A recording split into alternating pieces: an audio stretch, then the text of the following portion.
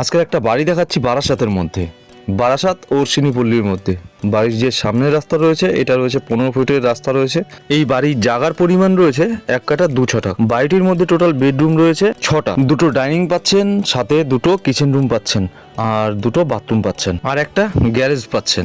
এই বাড়ির থেকে যশোর রোডের ডিস্টেন্স রয়েছে 1 থেকে 1.5 কিলোমিটারের মধ্যে, আর টাকি রোডের ডিস্টেন্স রয়েছে 1.5 থেকে 2 কিলোমিটারের মধ্যে। এই বাড়ির থেকে আপনি স্কুল, কলেজ, বাজার সব একদম বাড়ির সামনাসামনি রয়েছে একদম। এটা হলো গ্যারেজ, আপনি এখানে গোডাউন হিসাবে ব্যবহার করতে পারবেন, অথবা বাইক, স্কুটি বা সাইকেল, যে কোনো যাবতীয় জিনিস আপনারা রাখতেই পারবেন। এটা হলো বাড়ির 2nd ফ্লোরে। ছাদে যে রুমগুলো রয়েছে এই রুমগুলোর ডেকোরেশনই পুরোপুরি আলাদা। ছাদে দেখতেই পাচ্ছেন বাড়ির মধ্যে উপরে ফল সিলিং করাই রয়েছে, কালার পট্টি করা রয়েছে। এটা হচ্ছে আপনার রোড সাইড ব্যালকনি পাচ্ছেন আপনি বাড়িটির মধ্যে। খুব সুন্দরভাবে উপরের রুমগুলো সাজিয়েছে। এটা হলো আপনার ডাইনিং রুম হিসাবে ব্যবহার করতে পারে। এটা হলো 2nd রুম।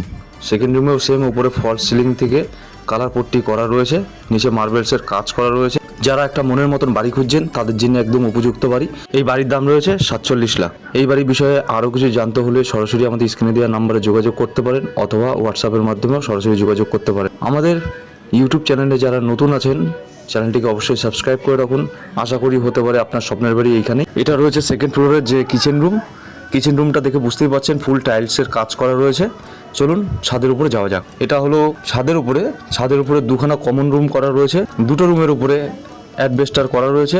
এটা হলো ঠাকুরঘর। ঠাকুরঘরের উপরে যে শেড রয়েছে ওটা আপনার অ্যাডবেস্টারে করা রয়েছে, কিন্তু ফলস সিলিং করা রয়েছে ঠাকুরঘরের মধ্যে। এটা হলো একটা কিচেন রুম বানিয়ে রেখেছে যে বাড়ির অনার রয়েছে। আপনারা চাইলে পরে যে কোনো কিছু বানাতেই পারবেন বা থাকতেও পারবেন। এই বাড়ির কাছ থেকে আপনি অটো, টোটো যে কোনো গাড়ি পেয়ে যাবেন যশোর রোড বা টাকি রোডে ওঠার জন্য। সুস্থ থাকবেন, ভালো থাকবেন, ধন্যবাদ।